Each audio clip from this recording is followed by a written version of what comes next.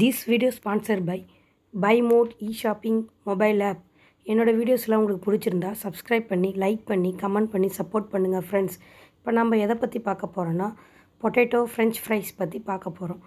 நம்ம அது எப்படி செய்யணும்னு பார்க்கலாம் வாங்க ஃப்ரெண்ட்ஸ். இப்போ நமக்கு தேவையான அளவுக்கு பொட்டேட்டோஸ் எடுத்துக்கலாம். நான் இப்போ என்ன பார்த்தீங்கன்னா 2 பொட்டேட்டோஸ் எடுத்து அதை வாஷ் பண்ணிவிட்டு நெக்ஸ்ட்டு அது மேலே இருக்கிற அந்த தோலை எல்லாம் சீவி எடுத்துக்கிறேன்.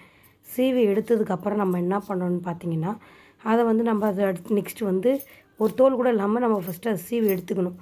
எடுத்ததுக்கப்புறமா அதை வந்து நம்ம வாட்டரில் வாஷ் பண்ணணும்.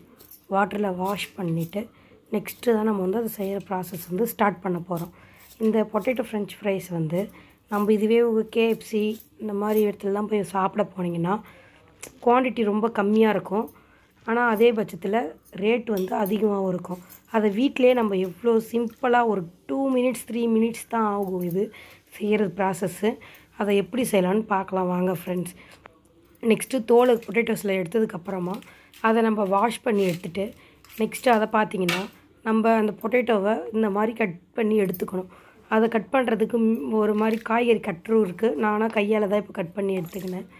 நம்ம கட் பண்ணதுக்கப்புறம் அதை என்ன பண்ணணும்னு பார்த்தீங்கன்னா வாட்டரில் நம்ம சாதா பச்சை தண்ணியிலேயே அதை வாஷ் பண்ணி எடுத்துக்கிட்டு நெக்ஸ்ட்டு கேஸ் அடுப்பு பற்ற வச்சு அதில் வந்து வாட்டருக்கு வந்து நம்ம கொஞ்சம் சூடாக ஹீட் பண்ணிக்கணும்.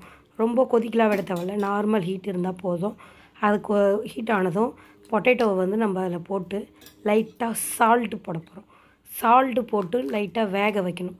வேக வச்சு அரை வேக்காட்டில் எடுத்துடணும். ஃபுல்லாக நீங்கள் வேக விடக்கூடாது. ஃபுல்லாக இருந்துச்சுன்னா ஒரு மாதிரி குழன்னு ஆகிடும் பொட்டேட்டோ. அதனால் ஒரு அரை வேக்காடு சொல்லுவாங்கள்ல, அந்த மாதிரி அரை வேக்காடு மட்டும் நம்ம வேக விட்டு அதை எடுத்துக்கிறோம் ஃப்ரெண்ட்ஸ். எடுத்ததுக்கப்புறம் பார்த்திங்கன்னா நம்ம அதை ஒரு இதில் எப்படின்னா அதை திரும்ப நம்ம அதுலேருந்து ஃபுல்லாக தண்ணியை வந்து ஃபில்ட்ரு பண்ணி எடுத்து அதை திரும்ப நம்ம பச்சை தண்ணியில் போடணும். ஹாட் வாட்டரில் இப்போ வெந்ததுக்கப்புறம் அந்த அதை எடுத்து ஃபில்ட்ரு பண்ணி பச்சை தண்ணியில் போட்டால் அதனுடைய இந்த சூட்டில் இன்னும் குழன்னு ஆகாமல் கொஞ்சம் இதுவாக இருக்கும்.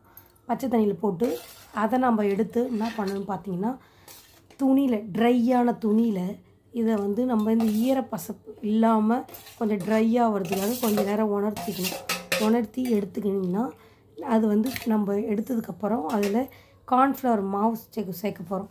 கார்ன்ஃப்ளவர் மாவு எதுக்குன்னு பார்த்திங்கன்னா அந்த ஒரு மாதிரி மொறுன்னு இருக்கும்ல, அந்த ஒரு கன்சிஸ்டன்ஷன் கிடைக்கிறதுக்காக தான். அந்த கண்டிஷன் கிடைச்சதுக்கப்புறம் நம்ம என்ன பண்ண போகிறோன்னா அது கூட கொஞ்சம் சால்ட்டும் லைட்டாக மிக்ஸ் பண்ணி நம்ம நல்லா பிசைஞ்சு எடுத்துக்கணும். நெக்ஸ்ட்டு ஒரு பாத்திரத்தில் வந்து வானல் எடுத்து அதில் வந்து நம்ம ரவை எண்ணெய் கொஞ்சம் விட்டு நல்லா அதை கொஞ்சம் பாயில் ஆனதும் அதுக்கப்புறம் அதில் போட்டு நல்லா ஃப்ரை பண்ணி எடுக்கிறோம். ஃப்ரை பண்ணி எடுத்ததுக்கப்புறம் பார்த்திங்கன்னா எப்படி இந்த அளவுக்கு ஃப்ரை பண்ணணும்னு பார்த்திங்கன்னா லைட்டாக ப்ரௌனாக வந்தால் போதும். ரொம்ப கொஞ்சம் லைட்டாக வெளுப்பாக இருந்தால் ஒரு மாதிரி பொட்டேட்டோ மாவு மாதிரி இருக்கும்.